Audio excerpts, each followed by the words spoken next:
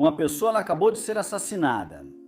A principal suspeita é sua sobrinha Iná, já que foi a primeira a chegar à cena do crime, mas, para a sorte dela, não foi ela. Como foi a primeira a chegar, encontrou uma peça de um quebra-cabeça. O detetive que estava encarregado estava convencido de que ela era a culpada, mas todas as provas mostravam o contrário. No final, tiveram que arquivar o caso e ele ficou sem solução, e tudo o que restou foi a peça do quebra-cabeça. 10 anos depois, Iná se tornou uma perfiladora criminal, mas apesar de ter conseguido seguir com sua vida, a morte de seu tio ainda a afetava. Ela ia regularmente à terapia para tentar superar esse trauma. A psicóloga sempre dizia a mesma coisa para ela, que ela continuava pensando nisso porque nunca resolveram o caso. Por sua vez, o detetive passava pelo mesmo, continuava obcecado com aquele caso, já que foi seu primeiro caso e o único que não conseguiu resolver. Nesses 10 anos, ele não deixou de pensar que Iná era a culpada. Por isso, em seu tempo livre, continuava investigando. Mas nesses 10 anos, não conseguiu nada, nem mesmo uma leve suspeita. Por sua vez, Iná havia desenvolvido uma personalidade muito particular. Era uma espécie de psicopata funcional.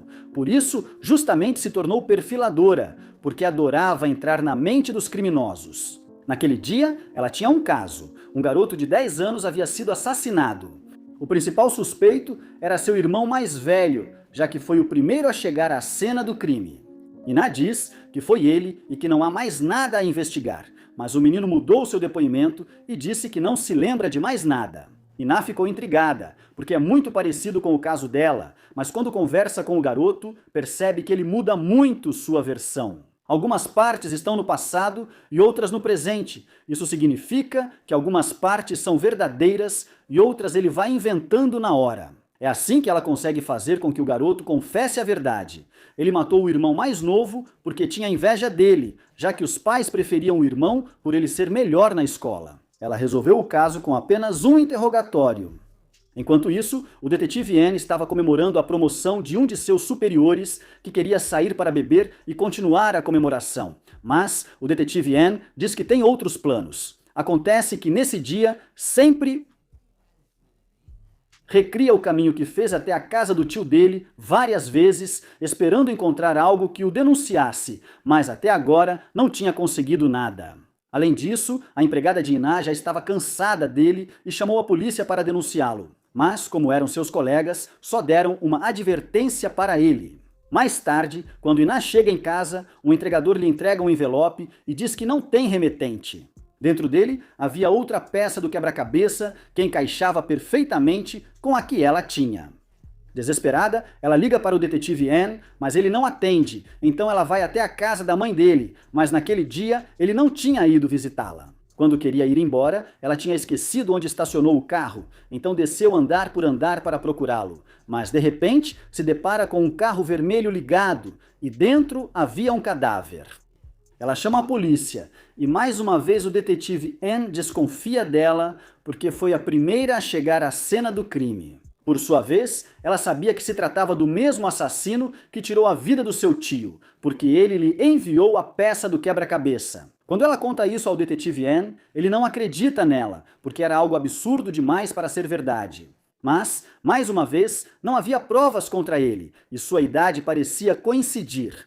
Mas o detetive N era muito teimoso e não ia desistir tão facilmente. No final, ela diz para ele parar de investigá-la e que é melhor ajudá-la a pegar o verdadeiro assassino. Ela diz que as peças do quebra-cabeça se encaixam perfeitamente e que provavelmente se trata de um assassino em série. Ele investiga a vítima e é assim que conseguem descobrir que ela era dona de um bar. E o comandante da delegacia tinha ligado para ela para reservar uma garrafa. O detetive N não é discreto e diz a ele que também é suspeito, mas seu superior o repreende e diz para ele tomar mais cuidado com as palavras. Por sua vez, Iná também interroga o comandante e acontece que ele era muito amigo do seu tio, por isso tinha muito carinho por ele. Iná pergunta a ele que tipo de relação a vítima atual tinha com seu tio e o comandante diz que nenhuma que ele saiba. Por sua vez, o detetive N descobre que vários detetives estiveram nesse bar na noite do crime, então ele revela a informação para a imprensa. Embora isso tenha lhe trazido muitos inimigos, mas para sua sorte, A garçonete se lembrou do nome do último cliente, que acabou sendo nada mais nada menos do que o superior com quem ele estava comemorando. Por sua vez, Iná tentava encontrar um padrão, uma pessoa em comum que relacionasse a vítima atual com seu tio. Mas por mais que ele pensasse, a única coisa que eles tinham em comum era a peça do quebra-cabeça. Mas ao chegar em casa, ela se lembra de algo da noite em que seu tio morreu. Ela viu o assassino, ele ainda estava em casa quando ela chegou, mas ela não conseguiu se virar porque estava apavorada. No dia seguinte, ela se junta à investigação, que o detetive Anne achava que tudo era uma farsa para se infiltrar e evitar ser pega, mas ela conta o que lembrou, embora não adiante muito, porque o detetive Anne continua sem acreditar nela. Enquanto isso, os detetives iniciam a investigação sem ela, e assim descobrem que o assassino era realmente cauteloso e provavelmente planejou o crime por muito tempo, pelo menos uns 2 meses. Além disso, descobrem que ele entrou no veículo da vítima quando ela estava saindo do trabalho e esperou pacientemente até chegarem ao prédio. Lá, ele a matou depois de dizer algo para ela. Mais tarde, Ina se encontra com o detetive e diz que está na hora de comer, aproveitando para ir até a casa da mãe da detetive Anne. Uma vez que ganha confiança, ela faz todo tipo de perguntas. Ela diz que seu filho é muito especial e confessa que Ina é a segunda pessoa que ele leva para casa, por isso pede que cuide bem do filho dela. No dia seguinte, eles já tinham conseguido muitas pistas e agora só precisavam juntá-las. Ina insiste que é um assassino em série, o mesmo assassino de seu tio, mas ninguém acredita nele. Quando o comandante fica sabendo, ele fica furioso e diz que nada do que Ina fala faz sentido. Por isso, no final, decide tirá-lo do caso. Mas o detetive Anne sabia que Ina estava certo. Por isso, diz aos colegas para esquecerem o assassino e se concentrarem em investigar a vítima. Assim, eles descobrem que os familiares dela haviam cortado laços com ela. E o único parente direto era o pai dela. Quando o detetive Anne vai investigá-lo, Ina se junta a ele. Lá, eles descobrem que o pai estava muito doente, pois sofria de demência senil e estava em um asilo. Quando finalmente falam com ele, o senhor não diz uma palavra, mas Ina decide tentar de outra forma. Ela coloca o uniforme da escola e finge ser sua filha. O idoso acredita nela e começa a responder suas perguntas. Assim ela consegue descobrir que a vítima fugiu com sua ex há muitos anos. Seu namorado, que não andava por bons caminhos. Com essa informação, eles começam a procurá-lo e descobrem que ele era um delinquente desde o ensino médio. Depois, vão até a casa do senhor e conseguem encontrar uma foto dele. Com isso, finalmente tem um suspeito. No dia seguinte, a garçonete lembra que havia um homem que tinha ido ao bar várias vezes e que sempre discutia com sua chefe. Além disso, a polícia conseguiu encontrar uma de suas digitais na cena do crime, então não havia dúvida de que ele era o assassino. Quando começam a procurá-lo, descobrem que ele não foi ao trabalho e também não voltou para casa. Enquanto investigam, descobrem que ele foi a um hotel na noite do crime, deixou seu carro estacionado e nunca mais voltou. Mais tarde, os detetives conseguem descobrir que no quarto do suspeito foi cometido outro assassinato, porque o banheiro estava cheio de manchas de sangue. Além disso, as câmeras gravaram um homem que parecia ser o suspeito, saindo com uma mala vermelha. Quando querem expedir um mandado de prisão, o detetive Anne descobre um corpo boiando no rio, corpo que havia sido movido. Por sua vez, Ina fez um perfil criminal do suspeito e descobriu que ele não era o assassino, porque eram 2 polos opostos. O suspeito era violento e impulsivo, enquanto o assassino era paciente e minucioso. Além disso, ela tinha certeza de que o suspeito era mais uma vítima do assassino em série, ou seja, que o corpo encontrado era o do suspeito. A detetive Anne não acredita nela, mas no final faz um teste de DNA e assim descobre que era verdade. Agora, eles precisam começar de novo, porque já não tem um suspeito. Enquanto investigam, Ina aparece e descobre que a esposa da vítima era muito suspeita, então decide ir pessoalmente interrogá-la. Na casa dela, descobrem que tinham muitas coisas em comum, por exemplo, as unhas, os gostos musicais e também ambas perderam os pais quando eram jovens. Mas, ao contrário de Ina, a senhora não parecia sentir tristeza por isso. Ao descobrir isso, eles vão procurar seus colegas para montar um novo perfil criminal, desta vez para a esposa da vítima, já que ela é a principal suspeita. Depois de uma sessão, eles conseguem deduzir que ela tinha um cúmplice e que matou o marido só porque não o aguentava mais em casa. Agora só precisam encontrar as provas que comprovem isso. À noite, Ina vai até a casa do detetive e, como ele não estava, ela entra na casa dele sem permissão. Quando ele chega, leva um baita susto ao ver sol em sua casa, mas ela diz que ele deveria trocar a senha. Depois, ela conta o que descobriu e diz que ele deve interrogar novamente a esposa da vítima, mas, apesar de terem conseguido algumas provas que a incriminam, ela se defende bem e diz que não sabe de nada. Além disso, ela confessa que traía o marido e diz que o último homem com quem esteve queria que ela fugisse com ele, mas, ao não, ceder, piensa que tal vez pudo asistir ao marido para ficar com ela. Quando perguntam ao amante, ele nega tudo e diz que nunca foi nada sério, era só algo casual. Mas o detetive nota os ferimentos na mão dele e assim percebe que ambos são cúmplices. Por isso pensam em como pegá-los. Ina sugere que eles sejam interrogados separadamente e que façam os dois acreditarem que estão sendo traídos, assim eles dirão a verdade para se salvarem. O mais covarde foi o amante, que sabia que ela era uma psicopata e tinha medo de ser a próxima vítima. É por isso que ele confessa tudo. Ela planejou cada detalhe. Ela assassinou o marido, ele simplesmente assistiu e se livrou do corpo. Após descobrir a verdade, a polícia anuncia que já fechou ambos os casos. Mas Ina sabia que o verdadeiro assassino ainda estava solto. Suas suspeitas são confirmadas quando chega uma nova peça do quebra-cabeça. Isso faz com que eles voltem a pensar no que esses 3 crimes têm em comum. Mas por mais que pensem, não encontram nenhuma relação. Então Ina decide ir perguntar diretamente para a assassina. Ela diz que não sabe de nada. Ina queria saber se havia mais alguém envolvido ou se outra pessoa tinha motivos para assassinar o marido dela. Ela diz que não sabe de nada, mas lembra de ter sentido a presença de alguém enquanto se desfazia do corpo. Além disso, ela confessa que não cometeu nenhum erro e que provavelmente o homem que a observou deixou pistas para que a peguem. Agora vemos um novo crime. Um idoso perdeu a vida enquanto bebia com seus amigos do trabalho. Todos achavam que se tratava de um assassinato comum, mas Ina sabia que havia algo mais. Por isso foi investigar e descobriu que era o mesmo padrão.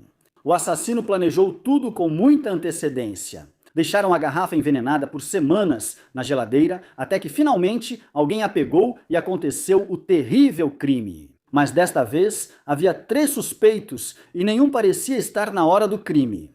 Todos já tinham ido embora, então eles interrogam um por um, mas todos tinham um bom álibi. Além disso, as câmeras de vídeo gravaram tudo e ninguém estava com ele em suas últimas horas. Mas conforme investigam, descobrem que cada um tinha motivos para assassiná-lo. Um devia dinheiro para ele, o outro comprou as bebidas e desapareceu por 30 minutos antes de chegar ao local. O outro estava bravo com ele por causa do que aconteceu há alguns anos, o que os leva de volta ao começo. Além disso, os 3 colocavam a culpa um no outro. No final, o detetive Anne não tem outra opção a não ser perguntar para Ina. Mas ela também não tinha certeza de quem era o culpado, porque não havia um motivo que justificasse o assassinato. Não um tão calculado e minucioso como aquele. É assim que eles decidem ir até a casa do detetive para criar um novo perfil criminal para cada um dos suspeitos. Quando terminam, descobrem que nenhum deles se encaixava no perfil que procuravam. Por isso, querem ampliar a busca.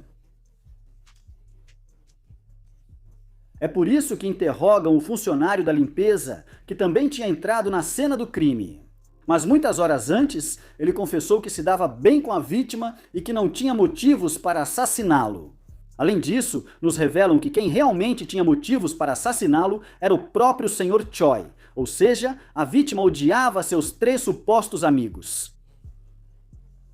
Que queria lhes fazer mal, então mais uma vez investigam a vítima quando vão até a casa dela. Estava limpa demais, como se tivesse sido preparada para uma longa viagem. Além disso, havia uma única foto com os 3 suspeitos e ao lado uma foto do filho dela. É assim que eles descobrem que, na verdade, aqueles 3 não eram culpados, mas sim a própria vítima, ou seja, que o Sr. Choi queria matá-los. Porque acontece que, exatamente 1 ano atrás, o filho dele começou a trabalhar na fábrica, até entrar na universidade. Mas no primeiro dia dele, um dos seus 3 supostos amigos pregou-lhe uma peça de mau gosto e isso acabou em tragédia. O garoto perdeu o braço, mas os 3 suspeitos não chamaram a ambulância, e sim ligaram para o chefe deles para perguntar o que deveriam fazer. Foi assim que o garoto perdeu muito sangue e no final, infelizmente, faleceu. Os 3 homens deram um falso testemunho para não serem prejudicados e principalmente para que a empresa não fosse afetada. No final fizeram o Sr. Choi acreditar que tudo foi um erro do filho dele, mas ele sabia que não era verdade. Por isso, ele guardava rancor deles. E planejou durante meses como acabar com os 3, mas como era bom demais, não conseguiu fazer isso.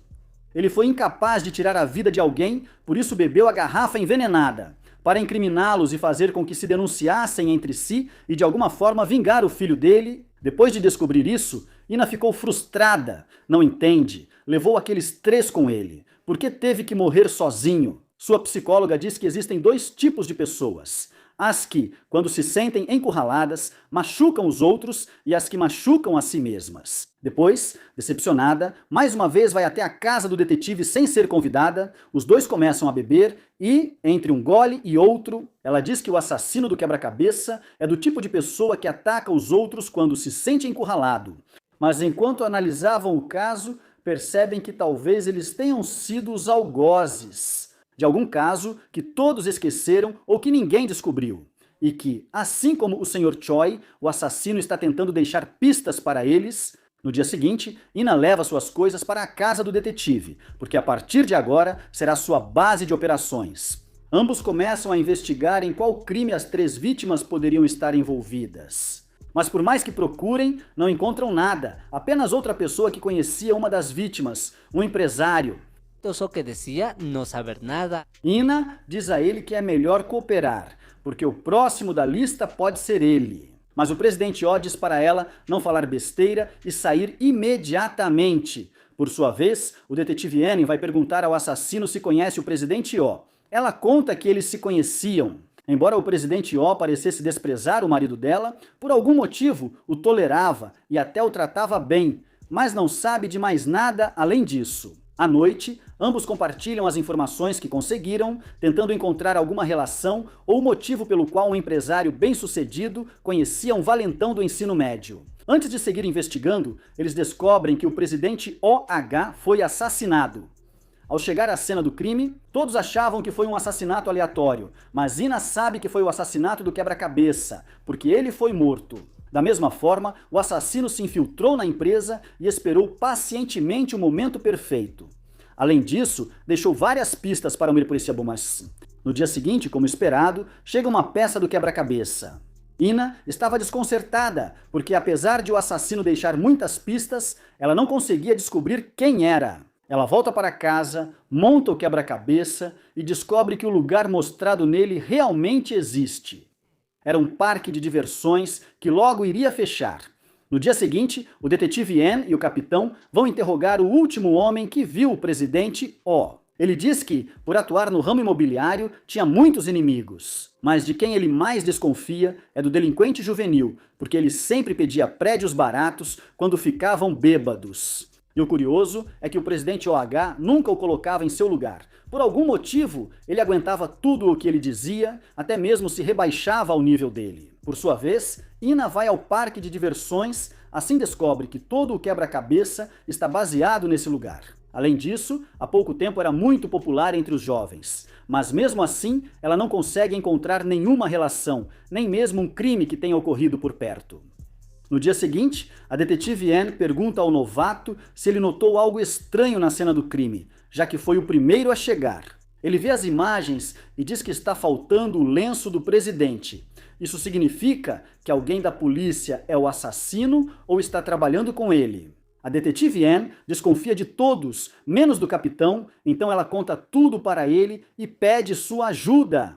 À noite, pergunta a Finn. Consegue encontrar algo que relaciona as 3 últimas vítimas, um apartamento na cidade única que passou a ser propriedade das 3 vítimas. Ou seja, algo deve ter acontecido nesse apartamento para que não se desfaçam dele. Mas, mesmo tendo descoberto isso, voltaram ao mesmo ponto. Não tinham nenhuma prova, nem nenhuma outra pista. Então eles decidem voltar ao começo e começar com a morte do tio de Ina, já que supostamente ele foi o primeiro. No dia seguinte, eles começam a investigação e descobrem que ele foi um policial excepcional. Mas quando ele foi promovido, teve um caso muito difícil, no qual prenderam o cara errado, e por causa disso, muitas vidas foram perdidas. Por isso, ele foi obrigado a renunciar. Quando conta isso para Ina, ela diz que já suspeitava de algo, mas não achava que fosse tão grave. Então, eles começam a investigar o caso que o obrigou a renunciar. Depois de horas, eles conseguem descobrir que, ao prender outro sujeito, o superintendente tentou encerrar o caso. Mas como houve mais vítimas, o irmão de uma delas fez uma denúncia e foi assim que se armou um grande escândalo e todo esse caso veio à tona. Com essa informação, eles vão visitar o irmão da vítima. Ambos achavam que ele era o assassino do quebra-cabeça, mas ficam decepcionados ao descobrir que ele se afastou da sociedade depois que sua irmã morreu. Além disso, ele não sabia que o tio de Ina havia morrido e diz que alguém mais relacionado com o caso veio antes dele. Ao investigar o caso, descobrem uma peça do quebra-cabeça que ninguém havia considerado. Ou seja, o tio de Ina não foi a primeira vítima, mas sim a segunda. Por isso, eles procuram o detetive responsável pelo caso, mas descobrem que ele foi demitido algum tempo após o encerramento. Quando o interrogam, ele diz que tudo foi muito estranho e, por causa disso, ninguém deu importância à peça do quebra-cabeça que estava lá. Além disso, ele confessa que foi o segundo a receber o caso. O primeiro foi o capitão Chung-ho. Isso faz com que o detetive Yang fique muito decepcionado, porque o capitão era o homem que ele mais admirava. Ele sempre achou que era um homem muito íntegro e com princípios, mas agora parecia ser só mais um corrupto, como todos os outros. Quando ele o confronta, ele diz para não se precipitar e coloca a culpa em Ina, já que ela também estava na noite do primeiro assassinato. Quando ele ainda era estudante, estava estudando justamente no apartamento de cima, mas isso foi horas antes das aulas terminarem. E quando ele quis investigar, o tio de Ina deu o caso para outra pessoa. Isso faz com que o detetive Yang comece a duvidar, mas antes ele quer confirmar o que o capitão disse. Por sua vez, Ina se lembra do que aconteceu naquela noite. O jornalista estava bêbado indo para casa, ameaçando alguém, dizendo que revelaria a verdade. No meio da aula, ela ficou entediada e saiu para tomar um ar. Foi aí que ela viu um homem muito suspeito entrando no prédio e depois o jornalista apareceu. Mais tarde, o detetive Yang interroga Ina. Ela conta tudo o que aconteceu e diz que, se alguém é suspeito, esse alguém é o capitão. Depois, enquanto investigam, eles descobrem um novo nome, um velho amigo do tio dela, o Sr. Yun. Ao saber disso, ela decide ir visitá-lo, já que ele estava na ilha Jeju. Acontece que ele era um arquiteto muito importante, que subornou o tio dela para conseguir muitos favores. Ela tenta fazer mais perguntas para ele, mas ele não estava disposto a respondê-las. À noite, vemos que o arquiteto havia morrido.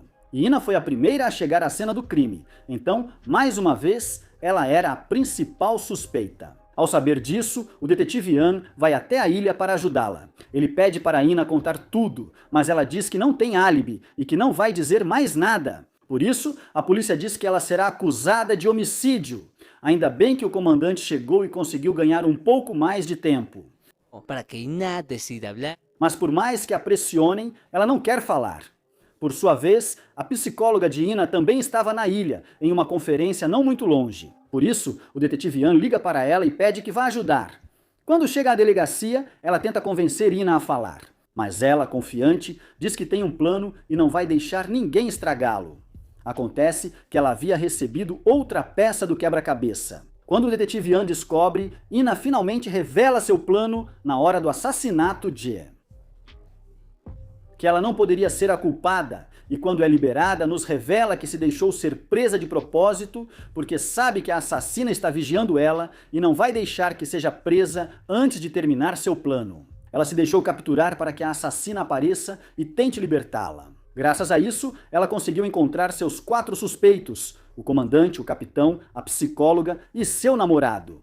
No dia seguinte, ela começa a interrogar a psicóloga. Mas ela diz que sua visita à ilha estava planejada há mais de 3 meses, então Ina a descarta.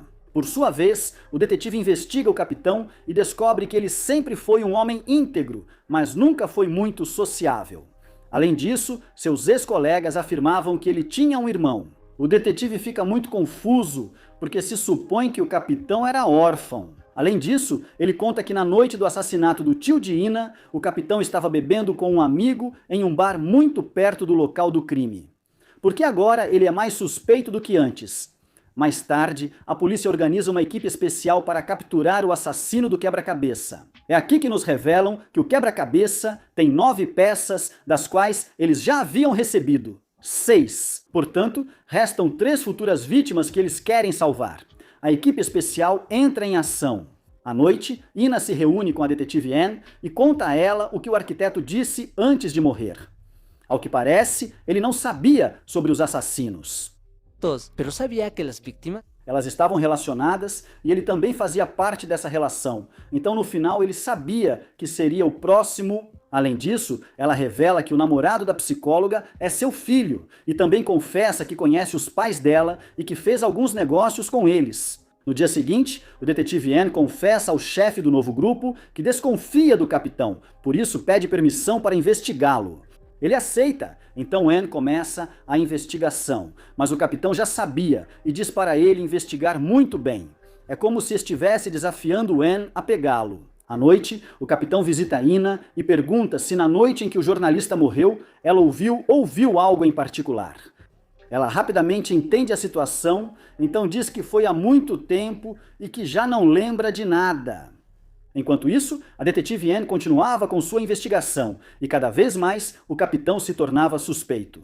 Então, ela quer tirar a dúvida de uma vez. Por isso, ela diz ao novato que ele deve se submeter a um interrogatório com hipnose para desbloquear suas memórias. Assim, descobrimos que quem levou o lenço da cena do crime foi o capitão. O detetive ficou furioso porque isso significa que ele foi enganado esse tempo todo. Quando o confronta, ele mostra o lenço e confessa que é o assassino que ele tanto procura. Quando ele é preso, todos ficam muito decepcionados. Mas o detetive Anne continuava cético, não acreditava que ele fosse o assassino, porque por mais que o interrogassem, não encontravam um motivo justificável. Mais tarde, investigam a casa do capitão, mas descobrem que era uma espécie de abrigo para órfãos. Por sua vez, Ina também não acreditava que ele fosse o assassino, porque ela tinha visto sua silhueta e não se parecia em nada. O capitão, por isso ambos investigam o passado do capitão e com ingenial acham o orfanato onde ele cresceu. O responsável diz que o conhece desde sempre e que ambos cresceram juntos, mas também conta que ele mudou muito desde que entrou para a academia de polícia. Já que antes ele era um garoto muito tímido, mas depois ficou bastante durão porque tinha um propósito claro, queria encontrar alguém, mas por respeito a ele, não pode dizer mais nada. É por isso que decidem liberá-lo para que os leve até o verdadeiro assassino. Além disso, eles verificaram todas as suas atividades e o horário em que ocorreram os assassinatos. Ele estava no orfanato, então não havia como ele ser o assassino. Mas ele já sabia que iriam vigiá-lo, então se trancou em casa e não saiu por alguns dias, até que finalmente decidiu sair. Mas ele sabia que estava sendo seguido, então tentou despistá-lo, mas o novato era muito habilidoso. Agora vemos que o empresário e o prefeito da cidade estão caçando em terras protegidas porque tinham negócios ilegais. De repente, o capitão chega, logo atrás dele estava o novato. O capitão o engana, consegue nocauteá-lo e ainda toma sua arma.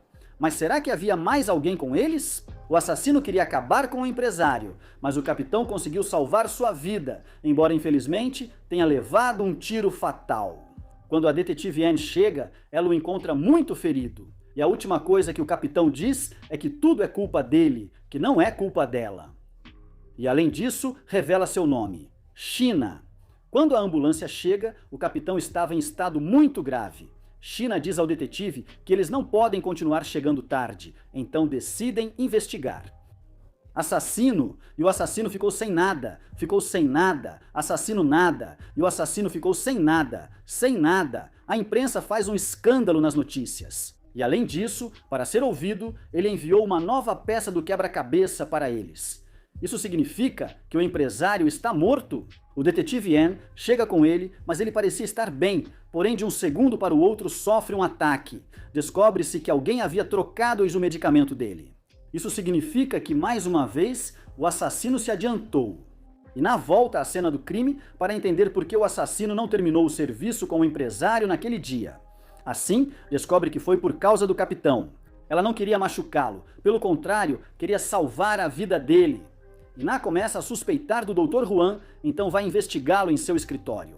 Ela percebe que ele também era um artista e sempre que pintava deixava sua inicial.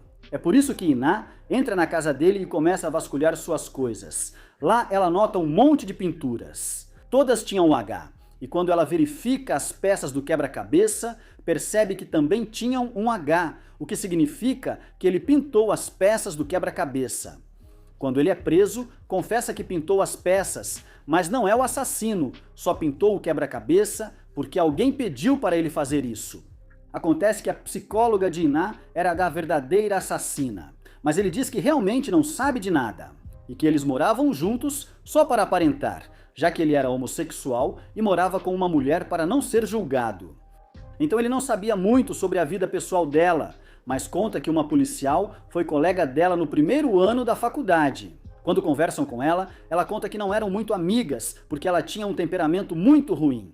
Mas um dia, elas tinham que ir a uma excursão ao parque de diversões. Lá, ela contou que quando tinha 7 anos, se perdeu nesse mesmo parque e que por isso odiava a mãe dela. É aqui que a verdadeira história é revelada para nós. Como não acharam a mãe dela, a enviaram para um orfanato e ela cresceu com ressentimento. Quando perguntam ao responsável pelo orfanato, ele conta tudo o que sabe. Acontece que o capitão queria encontrar a filha de uma velha amiga dele, com quem trabalhava em um restaurante. Esse lugar ficava onde agora está a Cidade Única. Os antigos proprietários não queriam vender porque era muito pouco dinheiro, e como não aceitavam, as empresas contratavam capangas para acelerar o trabalho. O capitão estava do lado dos proprietários, porque a maioria era de idosos que não tinham para onde ir. E descobrimos que as supostas vítimas que vimos no início eram, na verdade, as que estavam por trás de tudo isso. Todos e cada um deles se beneficiaram com a construção daquela cidade. Além disso, tinha o tio de Iná, que aceitou subornos para permitir que a empresa de demolição fizesse tudo e fingiu que não viu nada. Como resultado, muitas pessoas ficaram feridas. Inclusive, o jornalista que foi a primeira vítima escreveu que tudo foi um acidente causado pela mãe da doutora Shin. Isso para desviar a atenção da população. Quando tudo isso aconteceu, a doutora Shin não sabia de nada até que o capitão foi procurá-la e contou absolutamente tudo para ela. Ele disse que a mãe dela nunca o abandonou, que a perdeu na feira e a procurou até se cansar, mas, por não ter muitos recursos, não conseguiu encontrá-la. Ele disse que aquelas pessoas causaram a morte dela e que construíram uma cidade no local onde ela estava esperando por ela.